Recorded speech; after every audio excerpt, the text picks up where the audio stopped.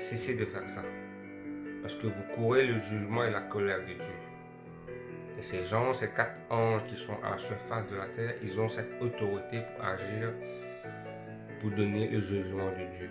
Et ces 4 anges n'ont pas le pouvoir de pardonner, ils ont le pouvoir d'appliquer la colère et le jugement de Dieu, la fureur de Dieu. Ok? Très clair, je redis, verset 14, et l'Éternel dit, c'est le mensonge que prophétisent en mon nom les prophètes.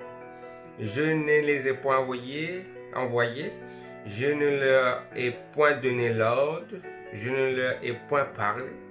Comme vous voyez, Dieu dit, je n'ai pas parlé avec ces gens qui sont en train de parler, qui sont en train de jeûner, qui sont en train de prier, qui sont en train de prophétiser, qui va dire, c'est le diable qui fait ça, ça va arrêter, tout ça. Ils disent des dates, ils disent des mois. Dieu est en train de dire maintenant, je ne les ai pas parlé. C'est que des mensonges. Continue, le verset dit, ce sont des visions mensongères, des vaines prédictions, des tromperies de leur cœur qu'ils vous prophétisent. C'est pourquoi, ainsi parle l'Éternel sur les prophètes qui prophétisent en mon nom, sans que je les ai envoyés, et qui disent, j'aurai dans ce pays ni l'épée ni la famine. Ces prophètes périront par l'épée et par la famine. Bon, ainsi, quand vous lirez 16, 17, ça continue même. Dieu dit des jugements sur ces personnes qui prophétisent, qui se prennent pour des prophètes. Okay? Bon, c'est clair, c'est un temps de jugement. Pourquoi Dieu apporte le jugement? Il donne encore l'occasion de ceux qui sont dans le péché de se repentir. Ceux qui ont la haine dans leur cœur de pardonner les gens. Il donne une deuxième chance aux gens de revenir à lui. Mais Dieu a lancé une liste, comme je dis, aux 4 gens. La liste qui est déjà sélectionnée, qui est déjà validée, ça, vous ne pouvez rien faire. Certainement, votre corps souffrira. Certains, la mort atteindra. Mais pendant le mort, pendant le gainseur, il va mourir, il peut repentir. Il y a d'autres qui vont souffrir tellement dans la chair qu'ils vont repentir, qu'ils vont demander pardon avec Dieu. Il y a d'autres qui vont être restaurés, vont être guéris. Il va voir comme si cette grâce que Dieu leur fait dans leur restauration de leur santé. Dieu apporte ce jugement, c'est pas parce qu'il est mauvais, non. Il montre qu'il doit instaurer l'ordre sur la terre. Parce que la méchanceté est aussi très haute en ce moment-ci sur la surface de la terre. Même la méchanceté et l'hérésie est rentrée dans l'église. Dieu est en train d'instaurer l'ordre total, l'ordre divin. Il est le Dieu suprême et instaure l'ordre suprême sur la terre. Une autre révélation que je veux parler avec vous, c'est la chute de Babylone. Dieu est en train d'appliquer la chute de Babylone. La destruction totale du système babylonien. Comme vous voyez, il y a des chutes économiques, des chutes pétrolières, le système babylonien que le monde a implanté. Tout est en train de déstabiliser. Les crabouchiers.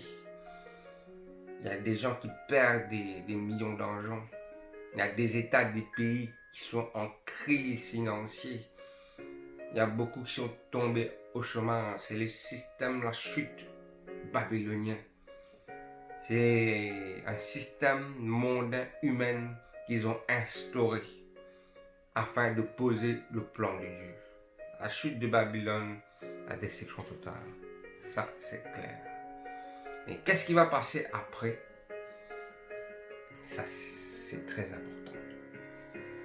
Une sagesse divine forte et puissante va instaurer sur la terre sur des personnes que Dieu a élues avant la fondation du monde, qui vont gouverner sur cette terre, ok? Qui vont instaurer l'ordre divin sur la terre, ok? Là, je vais partager des révélations que Dieu a partagées avec moi. Et je vais partager ça avec vous.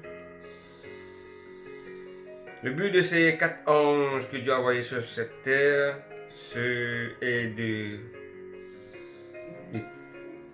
terminer ce vieux système de cette terre, où là Dieu va commencer une nouvelle système pour cette nouvelle terre.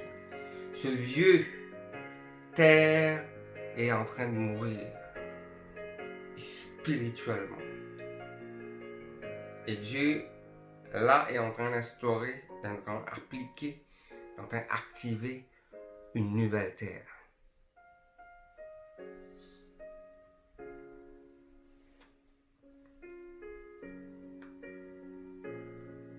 Après la chute de Babylone, le but de Dieu, c'est d'envoyer des âmes de sagesse, remplies de sagesse, comme Joseph, comme Daniel, comme le roi de Salomon, sur la terre, pour gouverner la terre, pour diriger la terre, pour diriger les pays, les grandes nations. Ok?